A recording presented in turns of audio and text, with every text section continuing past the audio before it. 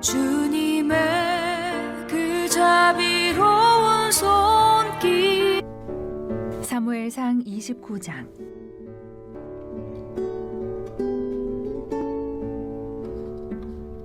블레셋 사람들은 그들의 모든 군대를 아벡에 모았고 이스라엘 사람들은 이스라엘에 있는 셈 곁에 진쳤더라.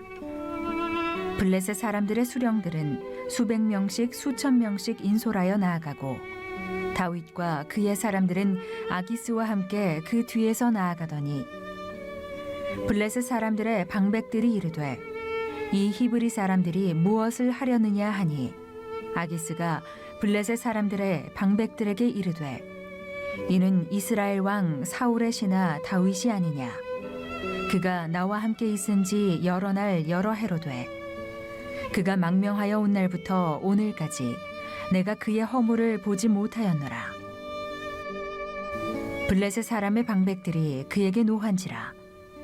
블레셋 방백들이 그에게 이르되 이 사람을 돌려보내어 왕이 그에게 정하신 그 처소로 가게 하소서. 그는 우리와 함께 싸움에 내려가지 못하리니 그가 전장에서 우리의 대적이 될까 하나이다. 그가 무엇으로 그 주와 다시 화합하리이까? 이 사람들의 머리로 하지 아니하겠나이까? 그들이 춤추며 노래하여 이르되 사울이 죽인 자는 천천히요 다윗은 만만히로다 하던 그 다윗이 아니니이까 하니 아기스가 다윗을 불러 그에게 이르되 여호와께서 살아계심을 두고 맹세하노니 내가 정직하여 내게 온 날부터 오늘까지 내게 악이 있음을 보지 못하였으니 나와 함께 진중에 출입하는 것이 내 생각에는 좋으나 수령들이 너를 좋아하지 아니하니 그러므로 이제 너는 평안히 돌아가서 블레셋 사람들의 수령들에게 거슬러 보이게 하지 말라 하니라. 다윗이 아기스에게 이르되 내가 무엇을 하였나이까? 내가 당신 앞에 오늘까지 있는 동안에 당신이 종에게서 무엇을 보셨기에 내가 가서 내 주 왕의 원수와 싸우지 못하게 하시나이까 하니 아기스가 다윗에게 대답하여 이르되 내가 내 목전에 하나님의 전령같이 선한 것을 내가 아나 블레셋 사람들의 방백들은 말하기를 그가 우리와 함께 전장에 올라가지 못하리라 하니 그런즉 너는 너와 함께 온 내 주의 신하들과 더불어 새벽에 일어나라. 너희는 새벽에 일어나서 발거든 곧 떠나라 하니라. 이에 다윗이 자기 사람들과 더불어 아침에 일찍이 일어나서 떠나 블레셋 사람들의 땅으로 돌아가고 블레셋 사람들은 이스라엘로 올라가니라.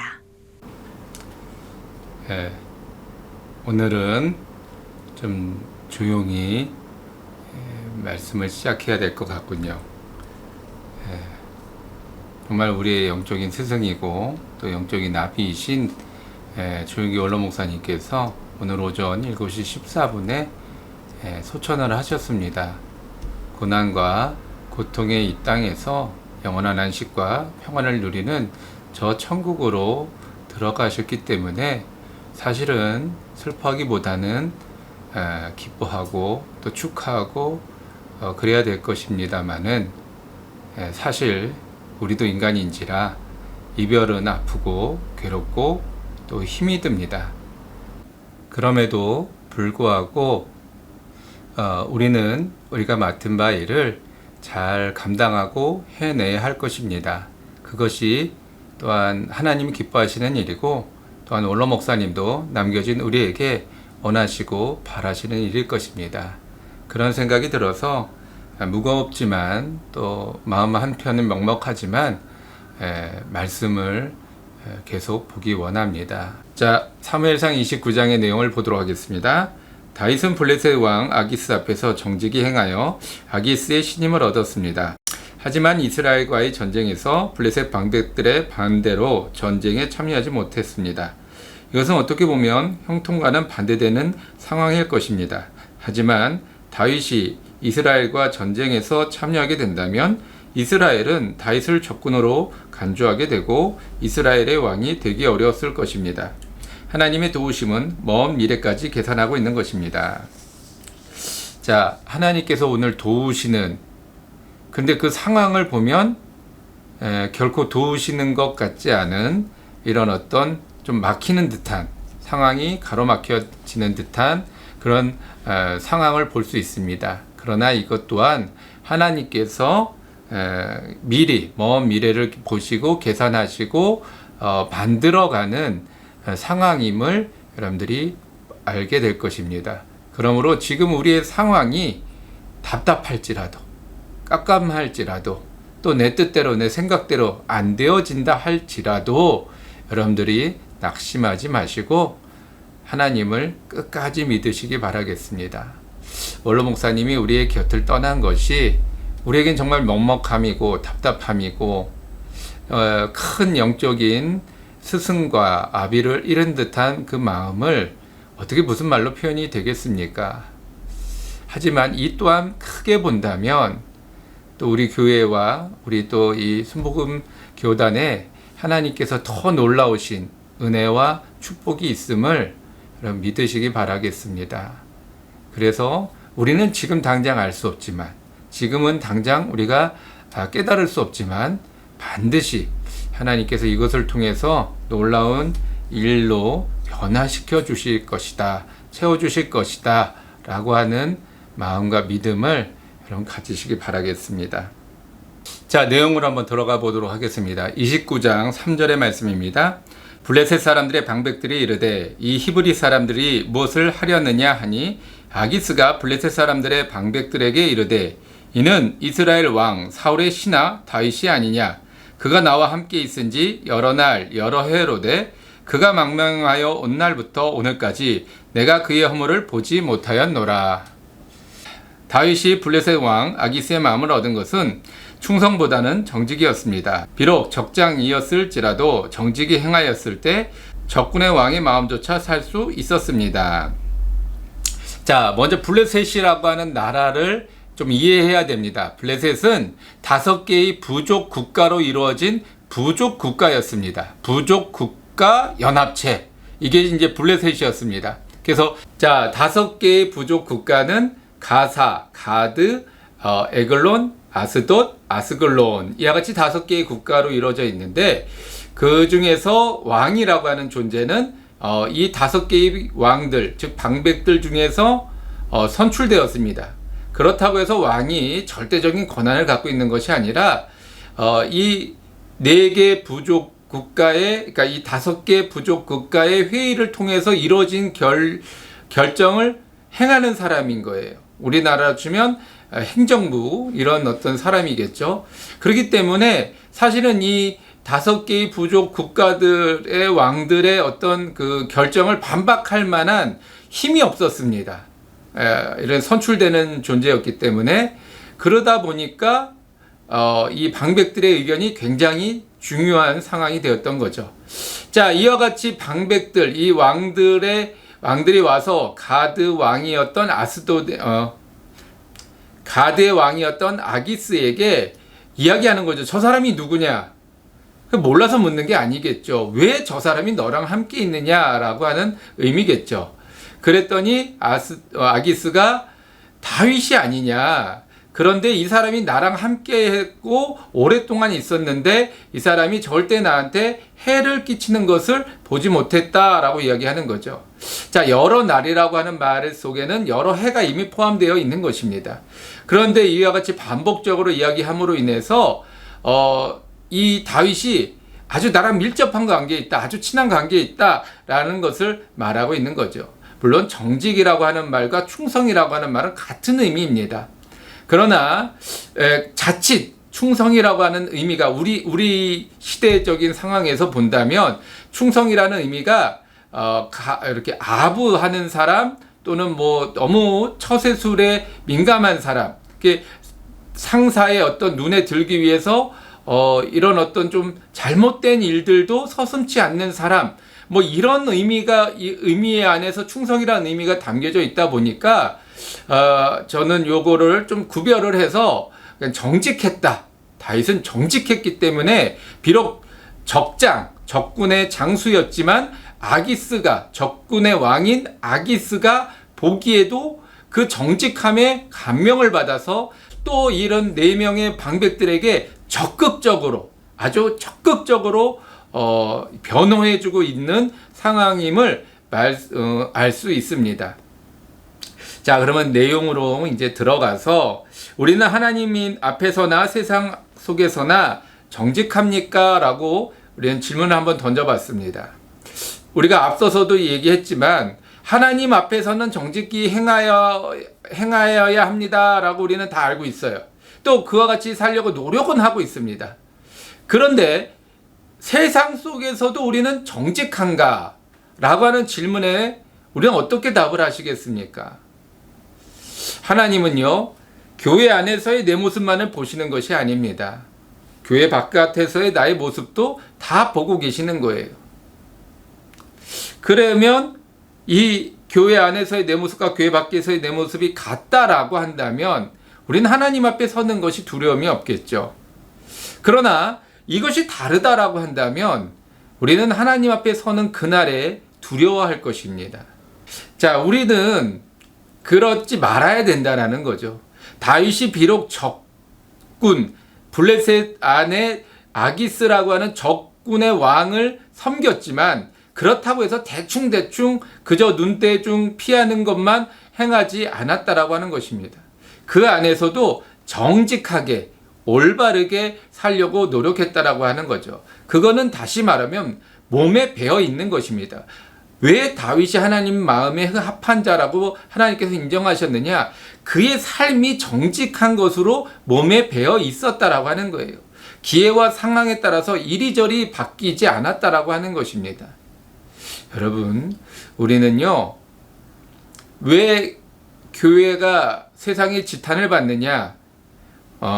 저는 교회가 왜 세상의 지탄을 받느냐? 우리가 정직하지 못했기 때문에 그렇다는 거예요. 우리가 돈을 얼마를 더 내야 되느냐? 돈은 세상이 더 많아요. 교회가 오히려 돈은 더 적습니다. 예. 그렇기 때문에 우리가 누군가를 도와주고 누군가를 베풀어 주는 데는 한계가 있을 수밖에 없어요. 이게 다 책임질 수 없습니다. 그러면 지금 국민 지원금이 88%냐 90%냐 가지고 지금 굉장히 뜨거운데 똑같습니다. 우리가 20%를 도와주면 나머지 80%가 욕을 할 수밖에 없어요. 그게 세상의 이치입니다. 그렇다고 우리가 100%를 다 똑같이 채워줄 수 있느냐? 그럴 수 없죠. 교회는 그런 자선단체를 목적으로 하는 곳이 아닙니다. 세상이 교회에게 원하는 것은 정직함입니다. 어떤 물질적인 부분을 요구하는 것이 아니에요. 정직이 행하면 교회는 세상 속에서 빛이요 소금이 될 수 있습니다. 정직이 행하지 못하기 때문에 세상 속에서 지탄을 받는 것이죠. 그러므로 우리는 교회 안에서만 정직이 행하고 세상에서는 그러지 않아도 된다라고 하는 생각을 버려야 합니다. 세상이 비록 악할지라도 우리는 그 안에서 정직함으로 빛과 소금이 될 수 있는 거예요. 어둠 속에서 어둠이라면 무슨 의미가 있겠습니까? 여러분들이 어둠 속에서 빛으로, 즉 정직함으로, 진실함으로 행하실 때 우리 기독교인이 기독교인다워지고 교회가 세상에 칭찬을 받는 그런 날이 올 것입니다.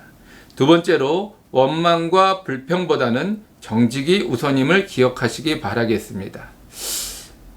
뒤에 부분도 같이 읽어볼게요. 우리는 경우에 따라서 다르게 행동할 때가 있습니다. 그리고 우리는 정직한 것만을 기억하며 정직하다고 착각합니다. 하지만 정직은 경우와 상관없이 정직하게 행동하는 것입니다. 자, 우리가 하나님 앞에서 우리의 뜻대로, 계획대로 안 될 때 원망하고 불평하게 되는 거죠. 왜 그렇습니까? 내가 준비했던, 내가 생각했던, 내가 계획했던 일들이 안 되기 때문에 그래. 자, 우리가 오늘은 하나님의 도우심, 다윗의 형통이라고 하는 그런 주제를 가지고 이야기를 하고 있는데요.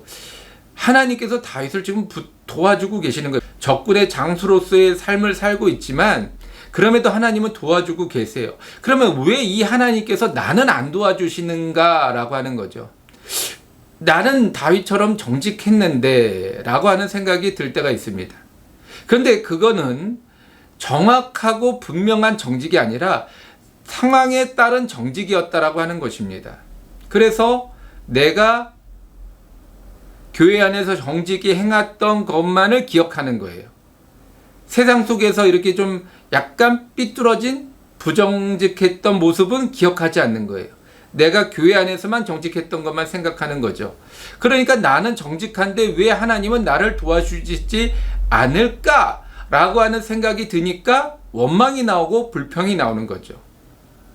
그러나 앞서서 얘기했듯이 하나님은 교회 안에서의 삶만을 보시는 것이 아니라 교회 밖에서의 삶도 보시기 때문에 하나님은 이것과 저거를 판단해 본다면 우린 부정직한 사람이 되는 거죠. 왜냐하면 우리들의 삶의 대부분은 세상 속에 있잖아요. 그럼 그 안에서는 부정직하게 하면서 교회 안에서 있을 때만 정직하게 했다면 만약에 그냥 단순 수치로 비교해 본다면 우린 부정직한 게 훨씬 더 많은 거죠. 그러니까 하나님은 도와줄 수가 없는 거예요. 그런데 우리는 이 교회 안에서의 삶만을 생각하니까 당연히 나는 정직하다. 근데 하나님은 왜 나를 도와주시지 않을까라고 하는 생각에 원망과 불평이 나온다라고 하는 것입니다. 여러분, 우리는요, 어디에서나 언제나 어느 때든지 항상 정직해야 됩니다. 왜냐하면 하나님이 우리를 보고 계심을 잊어서는 안 되는 거예요. 자, 29장 6절 말씀입니다. 아기스가 다윗을 불러 그에게 이르되 야훼께서 살아계심을 두고 맹세하노니 내가 정직하여 내게 온 날부터 오늘까지 내게 악이 있음을 보지 못하였으니 나와 함께 진중에 출입하는 것이 내 생각에는 좋으나 수령들이 너를 좋아하지 아니하니 라고 이야기하고 있습니다. 우리가 이 상황을 지금 어떻게 이해해야 하는가 좀 고민이 되는 부분입니다. 왜냐하면 이 다음에 다윗이 내가 어떻게 당신한테 행하였기에 내가 이 전쟁에 참여하지 못합니까? 이런 어떤 뭐 반론을 제기하는 모습이 있기 때문에 과연 이것이 다윗이 원한 일이었는가? 아니면 그냥 투릭, 그냥 이렇게 속임수였는가? 우리는 조금 고민해 볼 수 있습니다만은 어쨌든 결론을 보면 다윗이 이 전쟁에 참여하지 못하게 됩니다.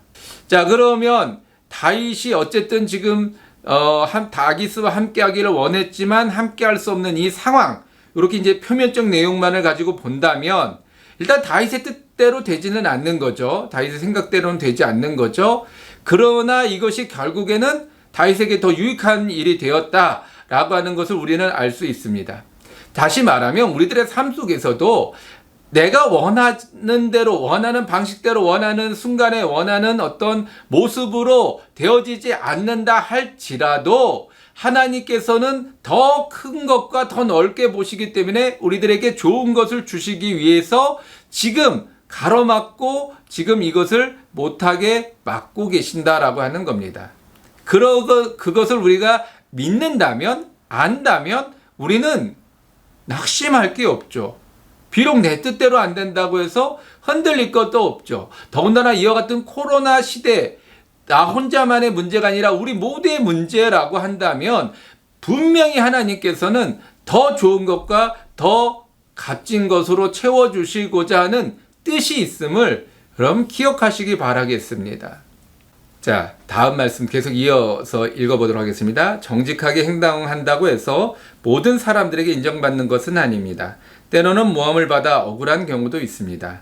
정직은 어떠한 악이나 사심 없이 곱고 바르게 행동하는 것을 가리킬 때 사용되는 형용사입니다.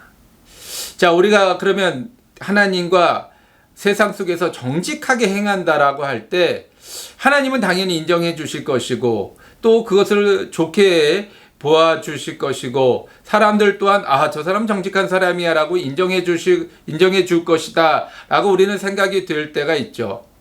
그러나 현실은 어떻습니까? 정말 우리가 그렇게 인정받습니까? 정직하게 행했다라고 해서 저 사람은 참 정직한 사람이야 라고 모든 사람들이 다 인정해 줍니까?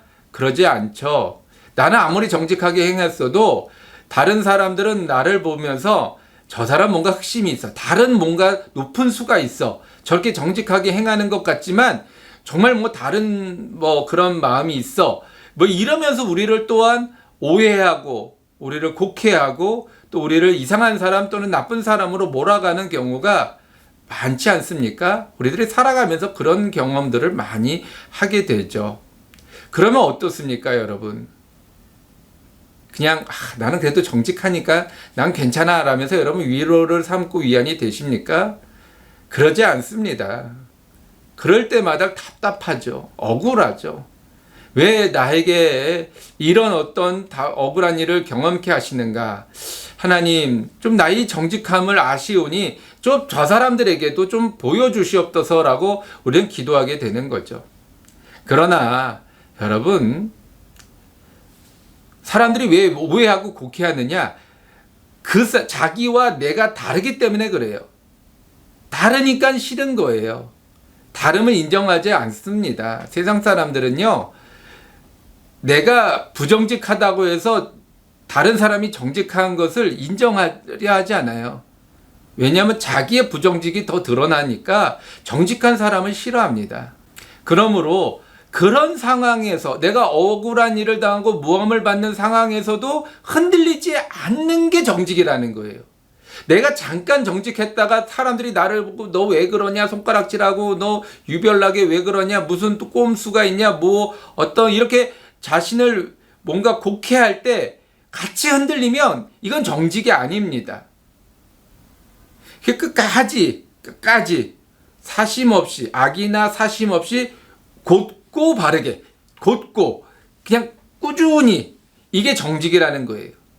내가 조그만 어떤 풍파에 흔들린다면 이것은 내 마음이 아직 정직한 사람이 아니라는 거죠. 그러니까 다윗은 어떤 그런 신하들, 그러니까 가드왕 아기스에게도 다른 신하들이 있지 않았겠습니까? 얼마나 흔들었겠어요. 우리가 다니엘과 세 친구를 알고 또 그의 믿음의 선진들을 다 알지만 그 주변에서 저 사람은 정말 정직한 사람이야 라고 인정하고 내버려 둡니까? 아니죠. 어떻게든 흔들어서 자기랑 같은 동료로 만들기 위해서 사자굴도 만들고 풀무불도 만들고 온갖 어려움과 고난을 다 만들어 놓지 않습니까? 그렇다고 해서 그들이 흔들렸습니까? 넘어졌습니까? 그렇다면 그들은 성경 속에 기록되지 않았을 것입니다. 믿음의 배교자라고 하는 말이 있어요. 그 사람은 믿음으로 시작했고 믿음 안에서 열심히 생활했던 사람입니다. 그런데 어떤 이유에서든지 이런저런 이유로 인해서 배교할 수밖에 없는 상황이 되었다라고 하는 거죠. 그 상황에서 배교를 하지 않은 사람은 정직한 사람이 되는 것이고 그 상황에서 배교한 사람이 되는 사람은 배교한 사람이 된다라고 하는 것입니다. 지금 여러분 어떤 상황에 있습니까? 어떤 억울한 일, 어떤 답답한 일을 당하고 있습니까? 그래도 여러분 정직히 행하십시오. 그것이 내 마음속에서 흔들리지 않는 굳건한 반석이 되게끔 여러분 만들어 놓으십시오. 그러면 여러분들이 진정 정직한 사람으로 거듭날 수 있습니다. 정직한 사람이 되는 것입니다. 자, 질문으로 넘어가 볼게요. 6절. 형통의 정의가 무엇입니까? 여러분 뭐라고 생각하세요? 형통, 무엇인가 이렇게 잘 되는 것, 내 생각한 대로 이렇게 내가 계획한 대로 정말 이렇게 쫙 통해서 말 그대로 형통해서 이렇게 쫙 순풍에 돛달듯이 쫙 나가고 있는 것, 여러분 그것이 형통이라고 생각하십니까? 그렇게 해서 쫙 나가가지고 폭포수 아래로 떨어지면 어떻게 되는 거예요? 과연 형통입니까? 그렇게 쫙 나가가지고 어디 정말 알지도 못하는 외딴 곳에 가서 좌초되고 무너지고 떨어지고 이렇게 되면 과연 그게 형통입니까? 아니죠. 지금 이 순간에 잘 되는 것이 형통이 아니라는 거예요. 진정한 형통은 내 인생이 끝나는 날, 그날의 우리들의 삶의 모습을 돌아볼 수 있는 것입니다. 형통은 지금이 아닙니다. 마지막입니다. 내가 마지막에 어떤 삶을 살았다라고 이야기할 수 있다면 그러면 그 사람은 형통한 사람입니다. 후회하지 않는 삶, 내가 마지막 날에 후회하지 않는 삶을 살았다면 물질의 많고 적음과 상관없이 어떤 성공이나 세상이 말하는 성공과 상관없이 그 사람은 형통한 사람입니다. 그러나 그러지 못하는 사람이라면 아무리 많은 것을 가지고 있어도 세상에서 부유하고 성공한 사람이라고 인정받아도 그 사람은 형통하지 못한 사람입니다. 여러분, 우리들의 형통의 기준은 지금이 아님을 꼭 기억하시기 바라겠습니다. 시기와 질투를 받고 계십니까? 이유가 뭘까요? 라고 이야기하고 있습니다. 자, 여러분 뭐라고 생각하세요? 내가 지금 시기와 질투 속에, 오해와 어떤 곡해 속에서 억울한 상황을 당하고 있어요. 그러면 이유가 뭘까요? 좀 여러분들이 내 입장에서만 생각하지 마시고 조금 이렇게 위에서 넓게, 전에도 말씀드렸듯이만 우리가 막 전지적 어떤 관점에서 보면은 이게 다 보이니까 굳이 왜 블레셋으로 들어가냐, 사울에게 이게 남아있지, 뭐 이런 어떤 우리가 이제 관점의 차이로 인해서 그런 판단을 내리고 있는데, 나를 좀 객관화시켜서 내가 오해와 지금 질투를 받고 있다면 나는 어떤 이유 때문에 받고 있는가, 나라고 하는 어떤 개인적인 생각으로는 당연히 내가 억울하고 답답한 일이지만 조금 이렇게 나를 객관화시키고 위로 쭉 올려서 보면 다를 수 있다는 거예요. 자, 형통을 부분적으로 보거나 나를 중심으로 생각한다면 정직할 수 없습니다. 맞습니다, 여러분. 나만 옳은데 내가 억울한 일을 당해. 그러면 저 사람이 나쁜 사람인 거죠. 근데 과연 내가 그것이 정말 객관적으로 봤을 때도 내가 억울한 일을 당하는 것인가 생각해 봐야 한다는 거예요. 정직은 주장하는 것이 아니라 인정받는 것. 다른 사람들이 날 정직하다라고 인정해 주는 게 참된 정직이라고 하는 거예요. 나 혼자는 정직하다고 하는데 다른 사람들은 자꾸 나를 시기하고 질투하고 있어. 그럼 뭔가 문제가 있는 거죠. 이건 정직한 게 아닙니다. 진정한 정직이 아니에요. 그러므로 여러분들이 관점도 길게 멀리 보아야 할 것이고, 또 나 중심의 생각에서 우리의 중심, 나와 함께하고 있는 사람들의 생각으로 이와 같이 시야를 넓힌다면 여러분 보다 더 정직한 사람이 될 수 있을 것입니다. 자, 11절 말씀 보겠습니다. 이에 다윗이 자기 사람들과 더불어 아침에 일찍이 일어나서 떠나 블레셋 사람들의 땅으로 돌아가고 블레셋 사람들은 이스라엘로 올라가니라. 다윗은 지금 전쟁터에 나가지 못하고 돌아가고 있습니다. 짧게 본다면 지금 쫓겨가는 신세입니다. 사울에게도 쫓기고 아기스에게도 쫓겨나고 있습니다. 하지만 이것이 곧 형통임을 알게 됩니다. 우리의 시야는 어디까지 보고 있습니까? 자, 11절 말씀을 간단하게 요약하면 원하는 것을 얻지 못했다라고 하는 거예요. 그게 다윗의 지금 상황인 거죠. 어찌됐든 우리는 이제 처음부터 끝까지 다윗이 어떻게 됐는지를 다 아니까 요 상황이 어떤 상황, 다윗에게 더 유익하고 좋은 상황이라는 걸 우리는 이미 알고 있어요. 하지만 요걸 딱 끊어놓고 다윗의 입장으로서 다 본다면 어찌됐든 간에 내가 아기스라고 하는 그 왕을 모시고 있는 사람으로서 내가 이 전쟁에 참여해서 아기스와 또 이 함께하는 사람들에게 인정받는 것이 더 좋을 수 있는 그런 생각이 들 수 있다라고 하는 거예요. 근데 그것이 안 됐어요. 묵살이 됐어요. 다 준비하고 채비하고 나왔는데 그만 다시 돌아가야 되는, 그러니까 이게 좋은 말로 돌아가는 거지만 다시 쫓겨나는 거잖아요. 이 방백들이 반대하는 것 때문에 쫓겨나야만 되는 그런 이 상황이 얼마나 기가 막히겠습니까? 하지만 이것이 곧 우린 형통임을 알고 있죠. 그러므로 여러분들의 삶 속에서도 마찬가지입니다. 내가 지금 무엇인가 억울하고 답답한 일로 인해서 내가 현재 불통해 뭔가 막혀있는 상황에 이르고 있다라고 한다면 이것이 나에게 어떤 상황으로 돌아올지, 어떻게 내게 또한 유익이 될지 모른다라고 하는 거예요.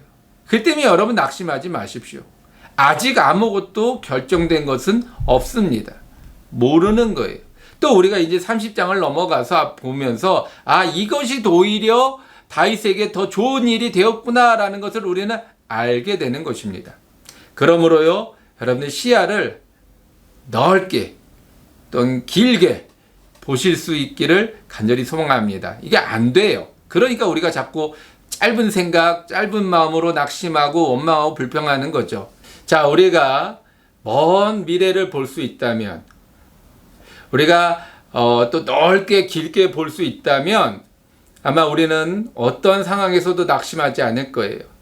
그러나 우리는 그렇게 잘 안 되죠. 그러니까 짧게 보고 보이는 것만 보다 보니까 낙심하게 되고 원망하게 되고 불평하게 되는 거죠. 그러나 우리의 시야를 넓고 길게 본다면 우리는 결코 흔들리지 않을 것입니다. 왜냐하면 지금의 이 상황이 오히려 나중에는 더 좋은 일들로 변화되는구나, 달라지게 되는구나. 그렇게 됨으로 인해서 합력하여 선을 이루시는 하나님을 의지하게 되고 믿게 되는 거죠. 왜 성경을 우리에게 기록해 주셨느냐? 우리는 그 상황을 볼 수 없잖아요. 우리의 인생 속에서 이 짧은 여기 보여지는 것, 오늘 이 시간, 이 순간, 요 초, 여기까지만 보는 거지 이 1초 이후도 우리는 볼 수가 없잖아요. 그러니까 우리는 요 관점에서 이 넓은 관점으로 이 성경이라고 하는 수많은 사람들의 일생을 우리가 다 보지 않습니까? 이렇게 먼 미래들을, 한 사람의 인생을 다 보면서 하나님이 어떻게 도와주시고 역사하고 계시는가를 보고 믿으라는 거예요. 그래서 지금은 안 보여도 너의 인생 속에 보이지 않아도 이 믿음의 선진들의 인생을 통해서 볼 수 있고 믿을 수 있고 그러므로 너는 하나님을 의지할 수 있다라고 이야기하고 있는 거죠. 자, 질문으로 넘어가서 내가 생각하는 형통과 하나님이 말씀하시는 형통의 차이 뭐가 있을까요? 우리가 생각하는 형통은 여기까지입니다. 딱 이 순간. 그래서 내가 지금 무엇인가를 내 손에 얻을 수 있으면 이게 형통이 되는 거예요. 그러나 하나님은 여기까지를 보는 것이 아니라 우리들의 인생 전체를 보시는 거죠. 그러니까 내가 지금은 얻었어도 이것이 나중에는 나에게 독약이 되고 해가 되고, 마치 신데렐라가 사과를 얻었지만 그걸 먹음으로 인해서 죽어야만 되는 요 전체적인 스토리. 그 사과를 얻었을 때 신데렐라가 그걸 알았겠어요? 이게 독이 든 사과인지 알았을까요? 모르죠. 자, 그런데 그 독이 든 사과를 먹었어요. 먹음으로 인해서 신데렐라가 잠이 들었어요. 자, 여기까지 보면 이 독이 든 사과는 나쁜 것, 신데렐라가 실수했어, 신데렐라가 잘못했어, 그렇게 우리는 이해하죠. 그 다음에 또 어떻게 돼요? 왕자가 나타나서 신데렐라를 깨우고 또 이제 자기 데려가서 왕비로 삼아서 행복하게 살았습니다. 이게 동화책의 이야기 아닙니까? 우리들의 생각은 항상 거기까지라는 거예요. 고기. 요만큼. 그러니까 그 다음을 모르기 때문에 우리는 원망하고 불평하고 화내고 짜증내고 하나님을 떠났다 들어왔다 떠났다 들어왔다 붙었다 떼었다, 이렇게 우리들의 신앙생활은 항상 갈등 속에 있는 것입니다. 지금 우리가 이와 같이 원로 목사님의 소천 부재의 상황을 겪으면서 어떻게 될지 우리는 아무도 몰라요. 어떤 어려움이 있을지, 어떤 또 형통이 있을지 우리는 모릅니다. 그러나 분명한 것은 이 모든 것들은 하나님이 보시고 알고 계시고 또 계획하에 있다라고 하는 거예요. 그렇다고 한다면 이것이 또 하나님께서 어떻게 합력하여 선으로 이뤄 가실지 우리는 기대하고 소망하며 나가야 한다라고 하는 것입니다. 그래서 결론은 우리에 대한 평가는 언제 내려질까요? 우리의 삶에 대한 평가는 누가 내리는 것일까요? 우리의 자녀들이나 후손들이 내릴 것입니다. 즉 우리 사후의 평가가 내려집니다. 그러니까 내 평가를 내가 내리지 않아요.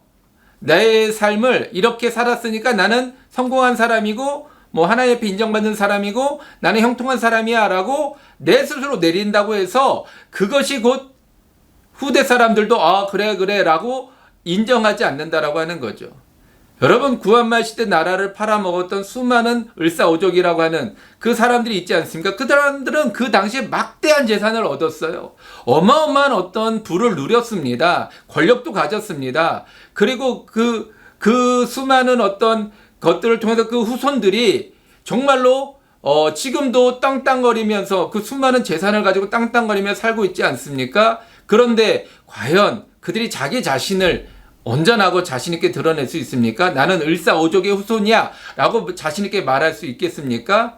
비록 재산은 조금 더 가지고 있을지 몰라도, 아니 엄청나게 가지고 있다 할지라도 그들은 자신을 숨겨야 되고 감춰야 되고 그 자신들을 속여야 되는 그런 상황에 있다라고 하는 거예요. 그 어린아이, 초등학교나 이런 사람들에게 너희 할아버지는, 너희 증조 할아버지는 을사오족이었어 라고 말할 수 있겠습니까? 아이들에게 그런 걸 얘기해 줄 수 있겠습니까?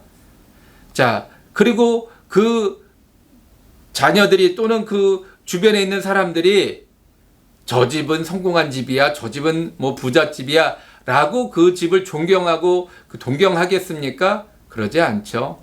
그래서 본인은 그 상황을 잘 넘겼고, 본인은 어떤 막대한 재산을 통해서 많은 부를 누렸고 라고 스스로가 자화자찬할지 몰라도 결국에 그들에 대한 평가는 우리는 어떻게 내리고 있어요? 매국노, 일제 앞잡이, 뭐 온갖 욕은 다 하고 있지 않습니까? 그러므로요, 여러분, 나에 대한 평가는 내가 내리는 게 아니에요.